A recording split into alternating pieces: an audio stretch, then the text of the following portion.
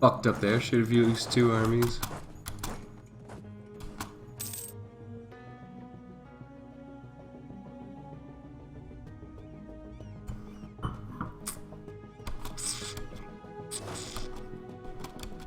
No, man. You are way off, Sardadid. Look at the Scottish referendum and the Catalonian referendum and all of those things, man. It's a scary time to be alive, to be honest.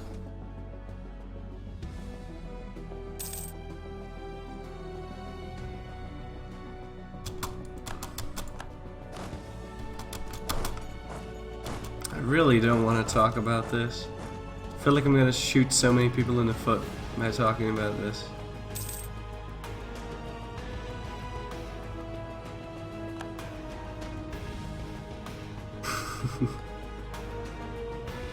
Oh my god, Chima, look at you go. Jesus.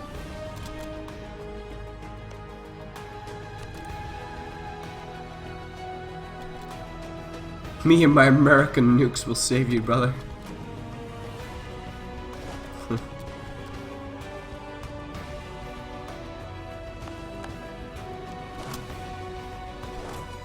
You know, people shit talk the Americans a lot, but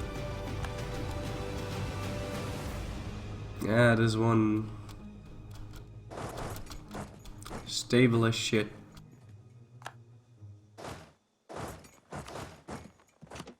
State. Whatever you want to call it. There's a difference between a nation and a nation. Yes, there is.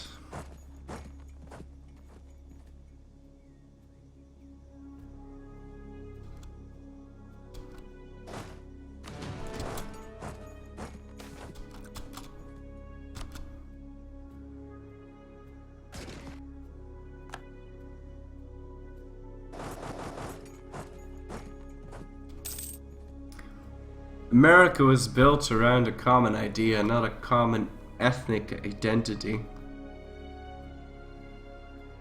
I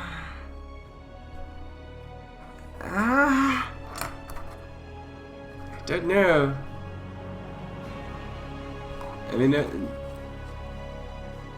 granted, America's been a big conundrum for rather the American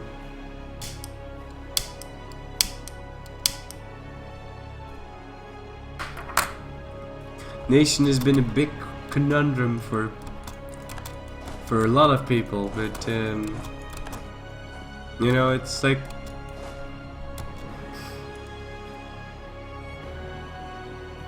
one of the running themes has been, you know, being American means being part of nothing.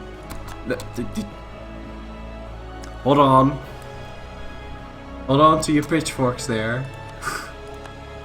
What I mean with that is, you know, being aware of it being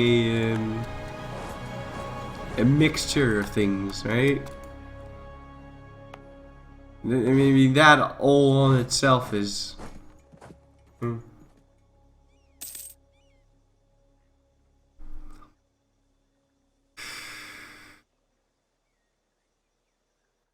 is a pretty big strength, if you ask me. Tell me if you ever want to visit the US, I'll take you out shooting on my land. Oh god, I'm so afraid. Ah, thank you, Jacko.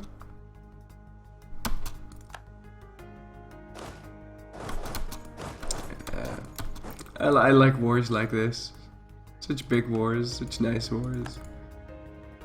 Nice and big, just the way I like him. John Poor is gonna try and teach them my capital again. I really need to fucking not be such a cheap ass motherfucker and actually build a fort on top of this fucking province. Because they're gonna keep sieging my capital down again and again and again.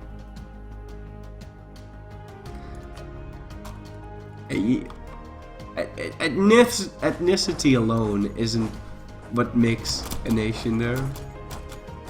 Like that's too simplistic.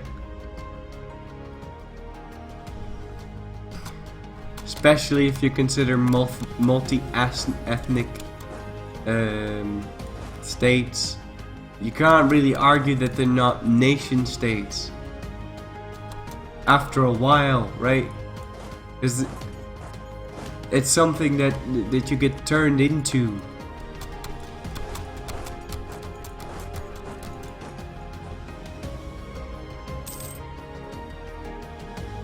Like if you go to your high school history class and there's all this crap about oh yeah, we did this and we did that and it was all glorious and mighty and air, then you're pretty likely to be like, oh yeah, sure, that's totally what we did and that's all we did and yay, you know? It's really easy to influence that. Oh!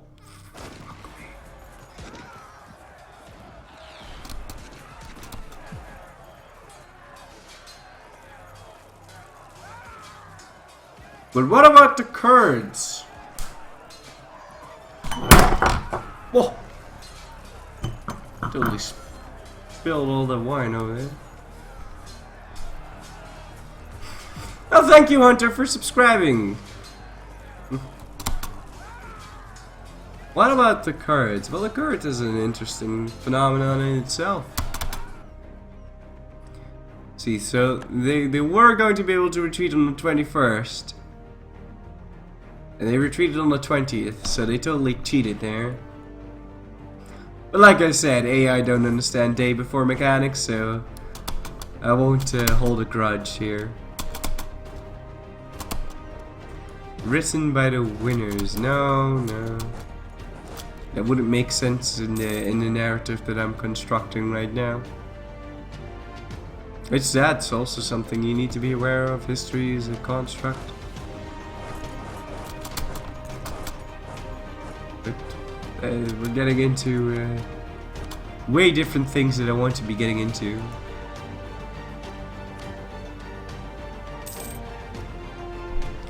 Yeah, it certainly is way easier to be a nationalistic nation with an ethnic component. It's certainly easier, but what you need to remember is that it's not impossible to not have any of that and still be a functional nation, right?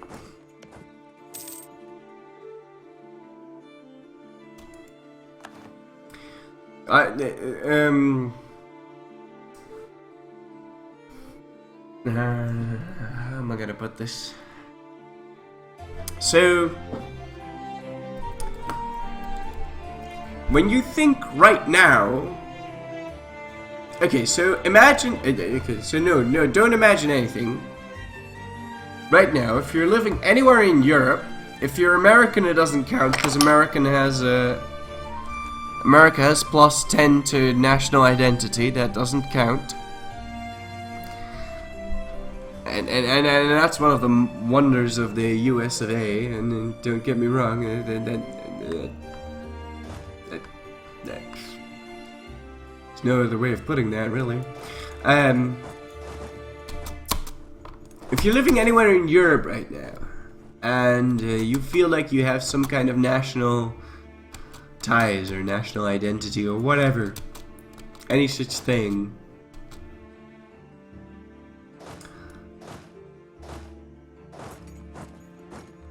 how long do you think that that feeling has been there? How long? Because I can already tell you, it's not been there as long as you think it has. Like, a lot of those nationalist thingies feel like they've been there for eons. Like, yeah, we feel like this, we've always felt like this, and there's nothing that's going to change us feeling like this, because this has been the way it's been for centuries. And that's kind of the general gist of what you're getting, right? And you know, it's just fake. It's air. It's not there. Florry, why do you have no forts? Because forts are expensive. And also, not having forts screws up the AI. Because the AI is programmed to march towards your forts. That's kind of what they do. So if you don't have any forts, they'll move towards the only fort that you do have, which is my capital. So I kind of do want to have a fort on my capital, so they don't siege that down instantaneously, because that's really bad for my war exhaustion. This is plus 0.16 from occupied home provinces. I believe my capital is like plus 0.9. My capital alone is plus 0.9, so not having any forts really screws up the AI. So there's no real benefit to building forts unless you're fighting a war against an equally sized power.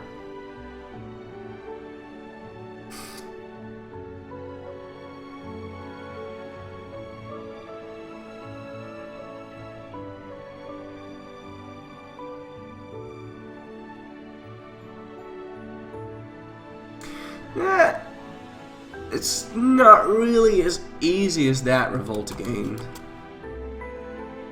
because that's like a conclusion that you can get to real easily by knowing that nationalism is a construct, right? You're like, the first thing you think of is like, okay, so those people obviously don't know shit, so that's like, they don't know what to do, and so they'll feel German or French or Dutch or Swedish or Norwegian or whatever the fuck. But that's not really fair to say, because you know, it's what you're brought up with, and it's also, if a lot of people think a certain way, you know, you're kind of more inclined to feel the same way, right? Don't know if that really makes sense. Like, I'm getting into the really vague part now. People are gonna think I smoked something, something fuzzy. Don't really want to get into that. You don't like the forts for the armor tradition they give you either. Oh, forts don't give armor tradition for shit. If you have, like, if I were to build forts to get army tradition, I would need to fill up my entire fucking border with forts, and I would get like plus 0.01 army tradition off of that. They either need to buff that to make me care about army tradition, or I mean, that is just, army tradition and forts is not something that go hand to hand. That is, I mean, it's just kind of disgusting. It's just kind of disgusting how sucky that fucking thing is.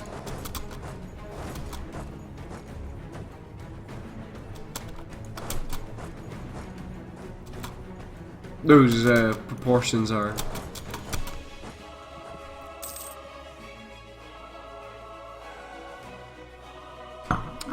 IGN the Warrior asks, what would happen to the AI if you put your capital on an island that required ships to get to?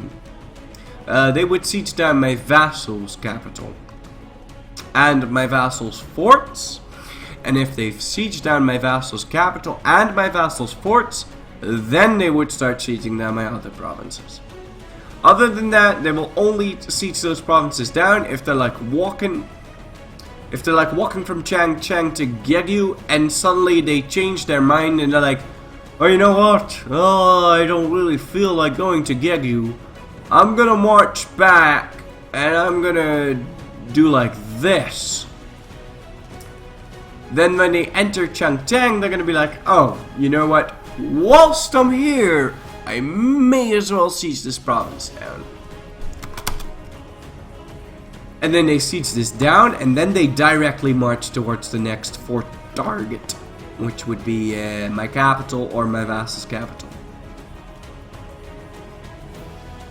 Flurry, you're telling me you don't want to shell out 100 ducats a month to get 0.01 army tradition a month?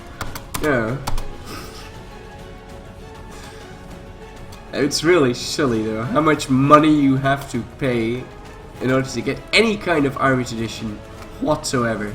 It's ridiculous. If you want army tradition post the fort area, you need to like, you need to get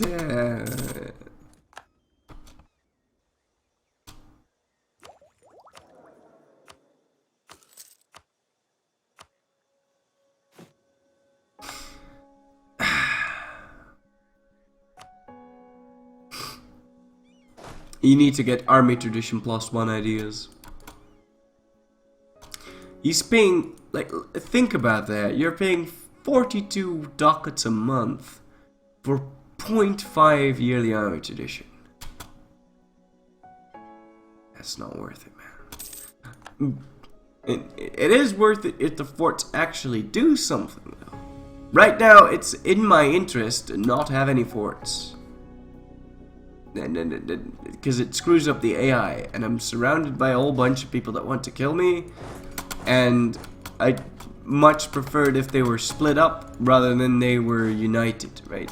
So I'm like, okay, I want these enemies to walk around all derpy.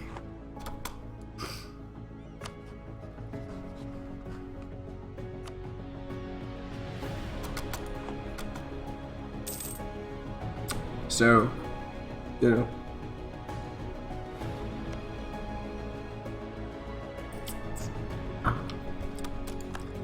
And after you get infinite money, that's like everything changes.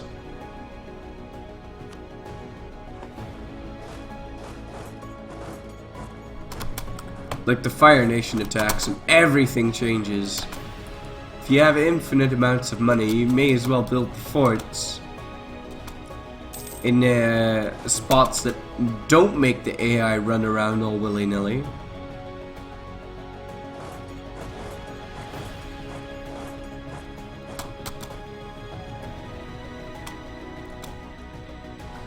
Because it's annoying to have the AI run around all willy-nilly.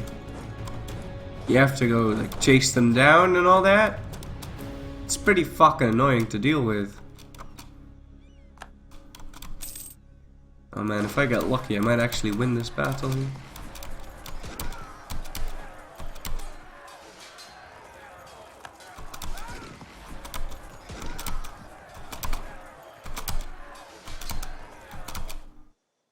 Boom.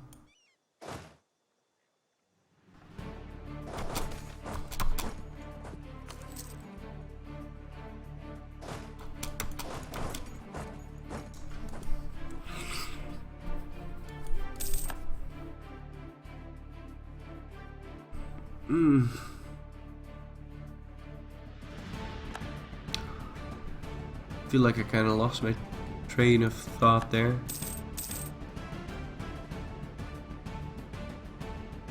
Now this AI looks like it's really scary because you know, it's a big coalition war. Scary. And then you look at that war exhaustion and you get +30 from it being a coalition war, which is this voodoo magic in itself, and it's a justification for all of my birds. But shit. Yeah, they just sieged down my vassal's capital.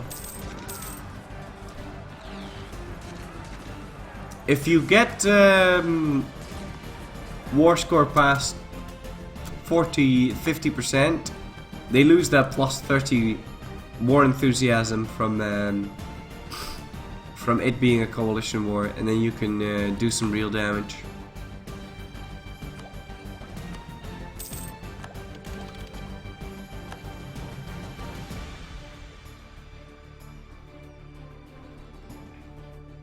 But right now they get a lot of war score from having sieged down my vassal's capital.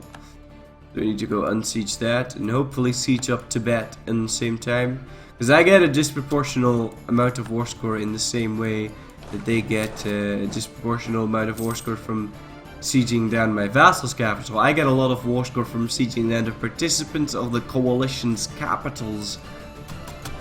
And I mean a disproportional amount of war score. So I can get a whole bunch of war score from doing this. At this point, this coalition's just fun and games. I'm having a lot of fun here.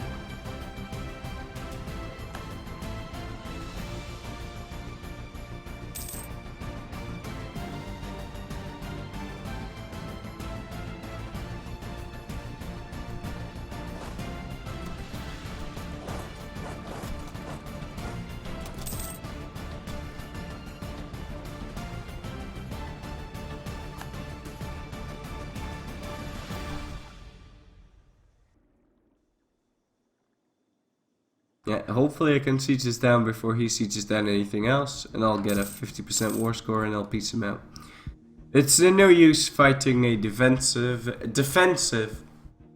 coalition war and then going for 100%. It's really kind of wasteful. Right, so I've got 55% on Jaunpur now, so I can peace him out.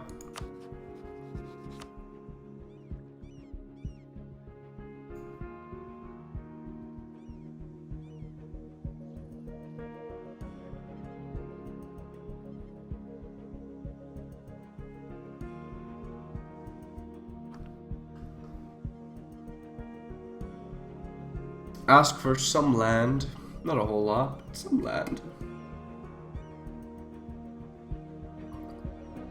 I'm not quite done yet though, don't you worry. So we ask for a bit of land. Peace him out. We got a truce with everyone in the coalition. So can't exactly threaten war. We'll have to see. I did gain a whole bunch of land though, so we can raise that land and start coring it.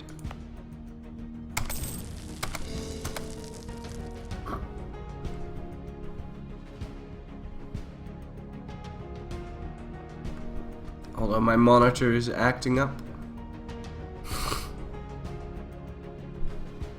There you go.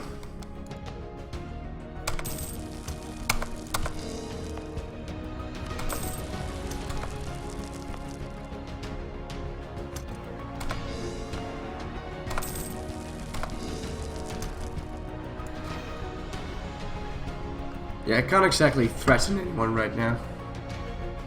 Well, except for Bahmanis, but I kind of want to fight Bahmanis on their own. They are still allied with Ayutthaya, so it's going to be a bit of a pain in the dick to deal with.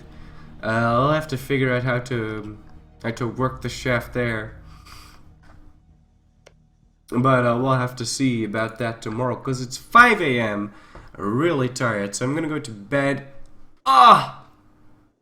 I think. And I'll see you guys again on Tuesday, 7 PM. And yeah, it's pretty much that. Anyway, thank you guys a lot for watching.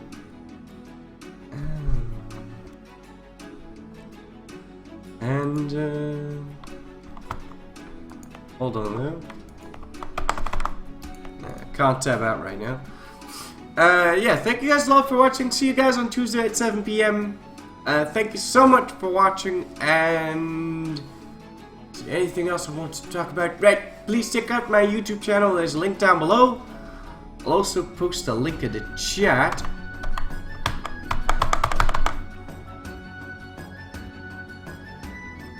Oh shit.